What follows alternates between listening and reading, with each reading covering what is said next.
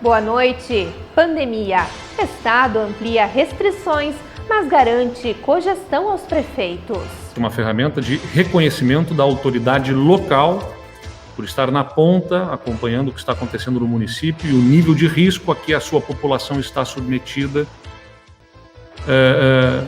estabelecer ou ter a possibilidade de estabelecer até protocolos um pouco menos rigorosos do que os que são apresentados pelo Estado. No espaço do Grande Expediente, vereadora Ada recorda movimento anticorrupção. Simplesmente eram pessoas unidas em torno de um mesmo ideal, que saíram às ruas e que viram ali a possibilidade de unidos terem mais forças para lutar contra a corrupção, que naquela época, em 2013, assombrava o nosso país. E veja também, campanha da fraternidade deste ano tem como tema o diálogo. Dialogar significa expressar o que se pensa, o que se sente. Diálogo significa escutar o que o outro tem a dizer. Diálogo significa argumentar. Diálogo significa progredir na busca do conhecimento.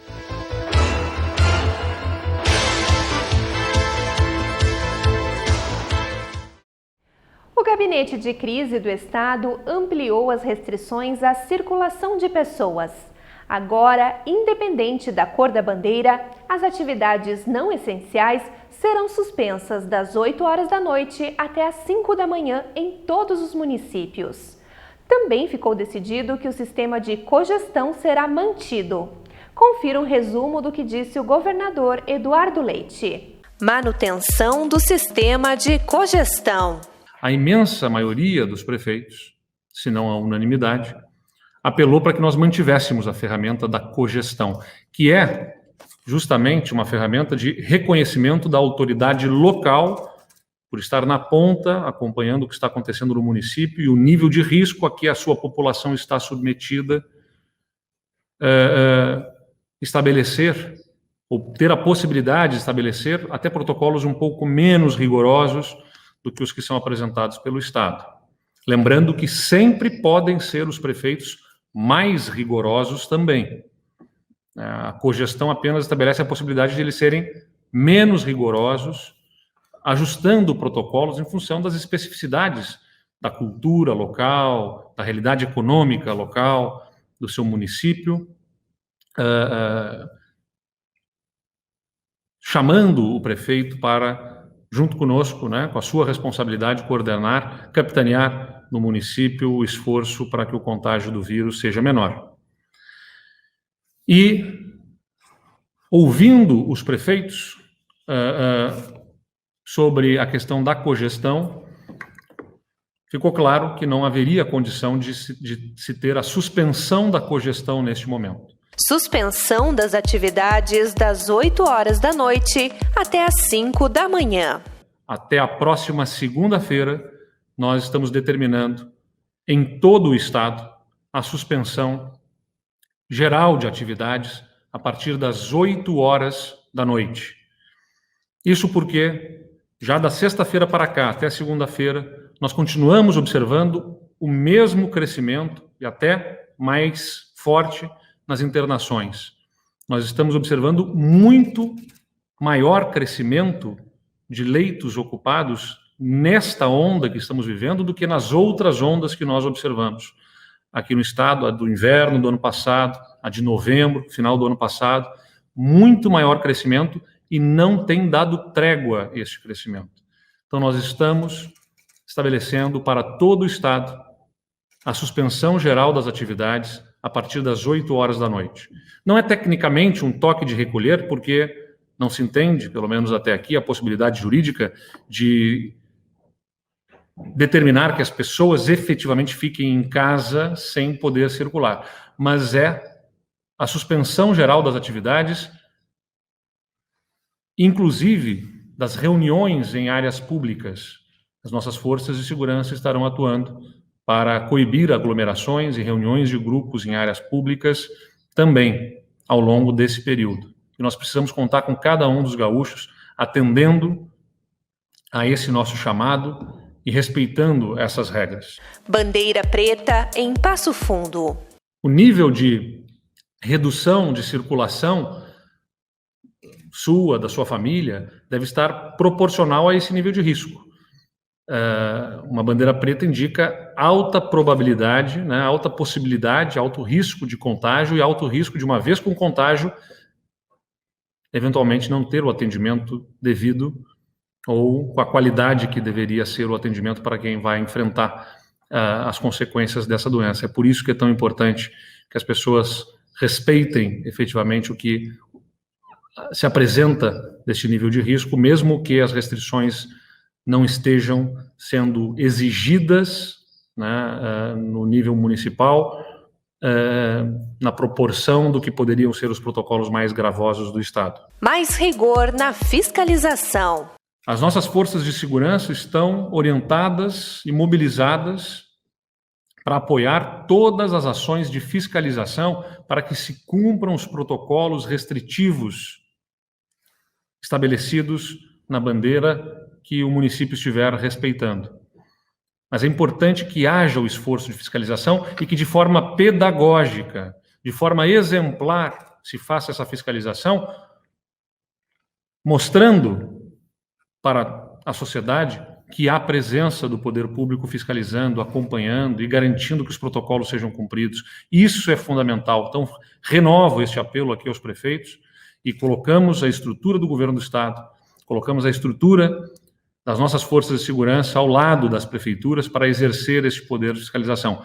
E, aliás, conclamo aqui também a cada gaúcho e cada gaúcha que exijam dos seus representantes em nível local, que exijam dos estabelecimentos que frequentam a observação, a observância dos protocolos estabelecidos, das regras estabelecidas. Decisões sobre educação. Nós decidimos que na bandeira preta poderão ter atividades de educação infantil e do primeiro e do segundo ano. O primeiro ano, por ser um ano de alfabetização dos alunos, o segundo ano, porque são os alunos que estavam no primeiro ano do ano passado e que tiveram a sua alfabetização prejudicada já no ano passado. Por isso, escolas de educação infantil poderão funcionar na bandeira preta e o primeiro e o segundo ano também estarão liberados para funcionar. Funcionar dentro das regras estabelecidas, com limite de ocupação das salas de aula e com todas as regras que estão estabelecidas para o funcionamento do ensino. E também sempre submetidas à decisão do município em relação a esse tema. A agressividade do coronavírus. O vírus tem parecido mais agressivo com pessoas mais jovens. Temos observado uma disseminação mais rápida, um contágio maior, e o risco de falta de atendimento é real. Nós estamos ampliando leitos, continuamos num grande esforço de ampliação de leitos, mas a velocidade com que nós conseguimos fazer esse último esforço de ampliação de leitos também não acompanha a velocidade que o vírus tem demonstrado no contágio. Há poucas semanas atrás, até o final do mês de janeiro, início do mês de fevereiro, nós tínhamos cerca de 600, ou pouco mais de 600 leitos livres no estado, e agora são um pouco mais de 300 leitos livres. Caiu quase que a metade a disponibilidade de leitos livres de UTI no estado em poucas semanas. Assim como o governador foi eleito, os prefeitos também foram eleitos pelas suas comunidades e têm responsabilidade porque conhecem na ponta a situação, tanto econômica quanto sanitária. E a gente precisa da colaboração deles. O Estado vai estar ao lado dos prefeitos para fazer cumprir as determinações. E depois do intervalo, vereadora Ada Cristina Munareto realizou o primeiro grande expediente da 18ª legislatura.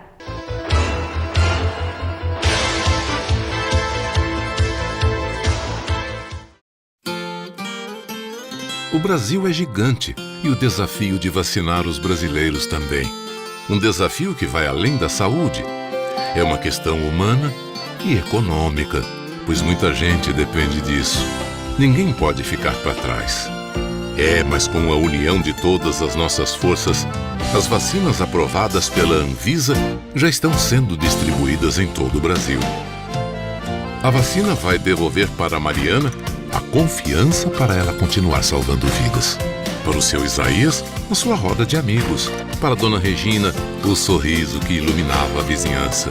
Para a Roseli, o carinho de seus alunos. A gente ainda precisa se proteger enquanto a vacina não chega a todos. Juntos vamos cuidar uns dos outros. Somos o Brasil, somos uma só nação. Brasil imunizado, somos uma só nação.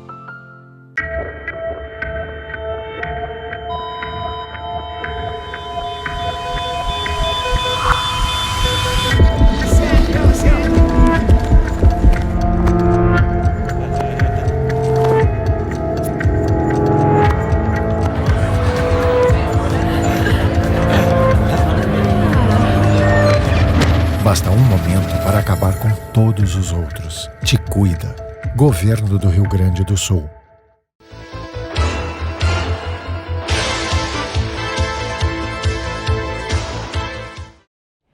O período legislativo de 2021 iniciou oficialmente na semana passada com uma cerimônia especial. E ontem foi a vez de retomar as sessões ordinárias com os tradicionais espaços de debate. A missão de realizar o primeiro grande expediente do ano coube à vereadora Ada Cristina Munareto.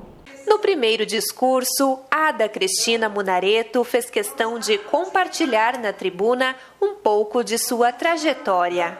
Há bastante tempo, o trabalho voluntário faz parte da vida da vereadora, que auxilia pessoas com tumores cerebrais.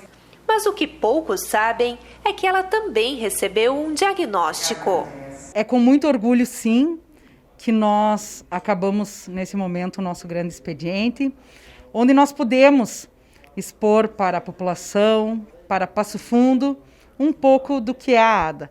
Como tu disseste, a ADA tem toda essa ação social que já fazem mais de 20 anos, que eu não costumo divulgar, porque, como eu disse no meu grande expediente, ela é feita totalmente por amor. E também, sendo voluntária na área de saúde, ajudando pacientes com tumores cerebrais, já faziam 5 anos que eu ajudava pacientes e eu tive o diagnóstico de um tumor cerebral.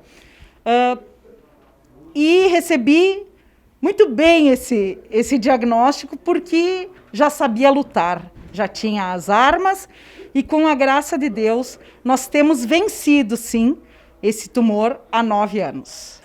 A parlamentar aproveitou o espaço de honra para lembrar que o seu compromisso com o movimento anticorrupção iniciou ainda em 2013.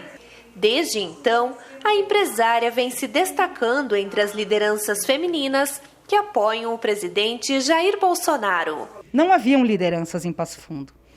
Simplesmente eram pessoas unidas em torno de um mesmo ideal, que saíram às ruas e que viram ali a possibilidade de, unidos, terem mais forças para lutar contra a corrupção, que naquela época, em 2013, assombrava o nosso país.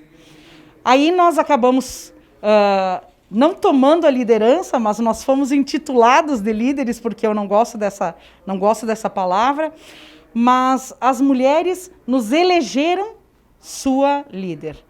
E através do movimento das mulheres com Bolsonaro Passo Fundo, nós acabamos tomando a frente dos movimentos posteriores que aconteceram na nossa cidade, né?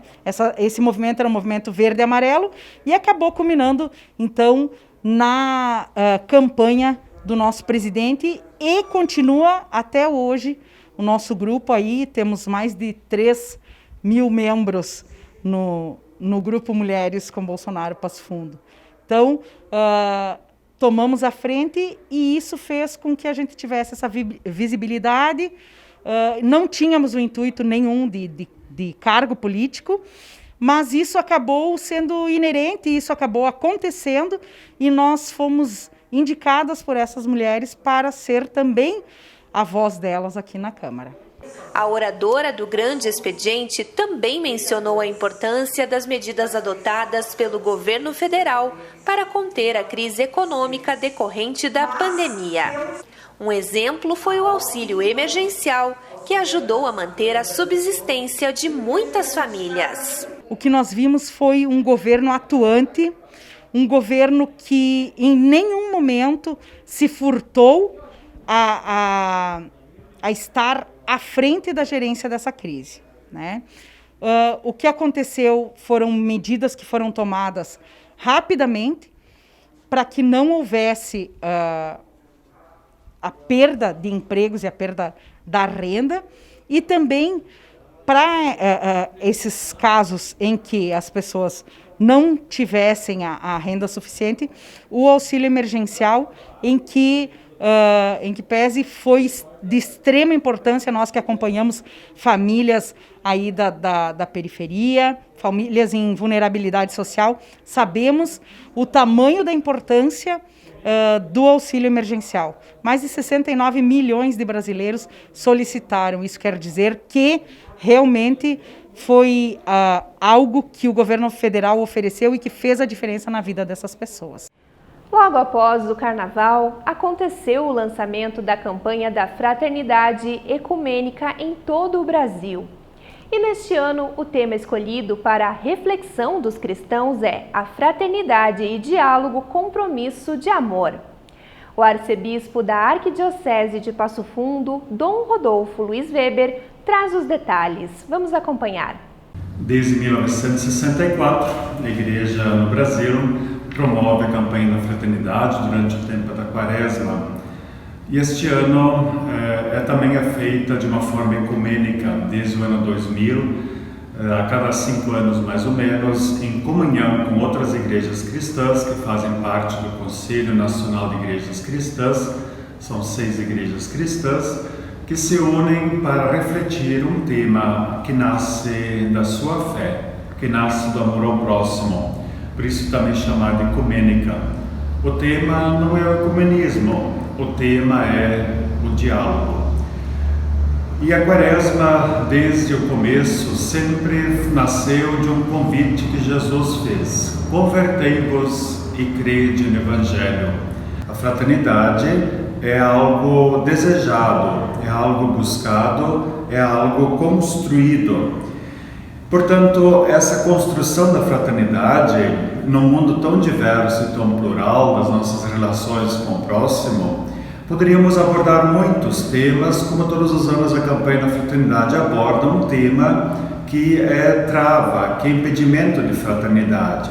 Portanto, ao escolher um tema, se quer dar foco num aspecto. E este ano o foco é dado no diálogo. O diálogo como uma forma eficaz de expressão de amor, uma forma eficaz de construir fraternidade. Aí abre-se um belo espaço de reflexão sobre o que significa diálogo. Importante ressaltar, quando falamos do diálogo, nós estamos tratando num sentido amplo, desde aquelas relações interpessoais, o diálogo do casal, o diálogo dos pais com os filhos, dos filhos com os pais, com o vizinho, se eu vou à compra com o balconista, a pessoa que me atende, e depois esse diálogo se amplia, o diálogo entre as religiões, entre os povos, entre instituições diferentes, entre partidos diferentes, entre clubes e assim por diante. Portanto, o diálogo é num sentido amplo. Dialogar significa expressar o que se pensa, o que se sente. Diálogo significa escutar o que o outro tem a dizer. Diálogo significa argumentar. Diálogo significa progredir na busca do conhecimento. Porque todas as pessoas têm algo a dizer, algo a ensinar. Todas as pessoas têm algo a aprender. Uma vez eu vi uma frase que eu achei muito provocativa, ao mesmo tempo chocante, quando alguém disse: eu não tenho nada para aprender, só tenho para ensinar. Quando alguém diz isso, na verdade está totalmente fechado, é o dono da verdade e, portanto, não tem disposição de escuta e muito menos de aprendizagem. Portanto, no diálogo se busca o quê? Se busca a verdade. Porque duas pessoas dialogando, duas instituições dialogando, pode acontecer que nenhuma delas esteja correta no seu ponto de vista, na sua decisão, no seu modo de perceber. Mas quando existe escuta, existe argumento, pode-se concluir que ambas as partes não tinham razão, porque a verdade deve prevalecer. Diálogo não significa aceitar de uma forma crítica qualquer opinião, ou aceitar aquilo que está errado. Não. O diálogo implica a busca da verdade. O diálogo implica também a busca do bem comum. Quando eu procuro dialogar, eu procuro o bem do outro, o bem da sociedade e o bem da comunidade. Claro, com isso nós também colhemos os frutos num diálogo fecundo, que é a paz. Como diz o lema da campanha, Cristo é nossa paz. Do que era dividido, Ele fez uma unidade. Do diálogo nascem relações fraternas, nascem relações respeitosas, ou como diz a própria Escritura em São Paulo, é o vínculo da perfeição, porque estabelece-se o amor ao próximo. E o Jornal da Câmara desta terça-feira termina aqui. Muito obrigada pela sua companhia e uma ótima noite.